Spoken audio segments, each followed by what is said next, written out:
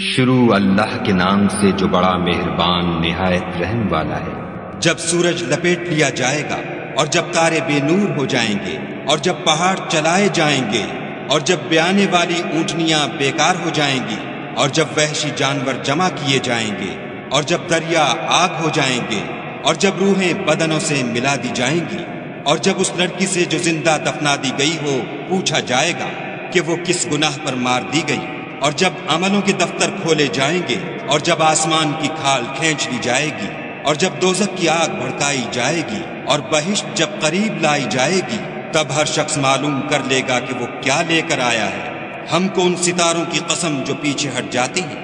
اور جو سیر کرتے اور غائب ہو جاتے ہیں، اور رات کی قسم جب ختم ہونے لگتی ہے اور صبح کی قسم جب نمودار ہوتی ہے،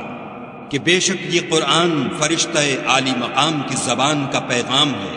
جو صاحب قوت مالک عرش کے ہاں اونچے درجے والا سردار اور امانت دار ہے۔ اور مکے والو، تمہارے رفیق یعنی محمد صلی اللہ علیہ وآلہ وسلم دیوانے نہیں ہیں، بے شک انہوں نے اس فرشتے کو آسمان کے کھلے یعنی شرقی کنارے پر دیکھا ہے، اور وہ پوشیدہ باتوں کے ظاہر کرنے میں بخیل نہیں، اور یہ شیطان مردود کا کلام نہیں۔ پھر تم کدھر جا رہے ہو؟ یہ تو جہان کے لوگوں کے لیے نصیحت ہے، یعنی اس کے لیے جو تم میں سے سیدھی چال چلنا چاہے، اور تم کچھ بھی نہیں چاہ سکتے مگر وہی جو خدائے رب العالمین چاہے۔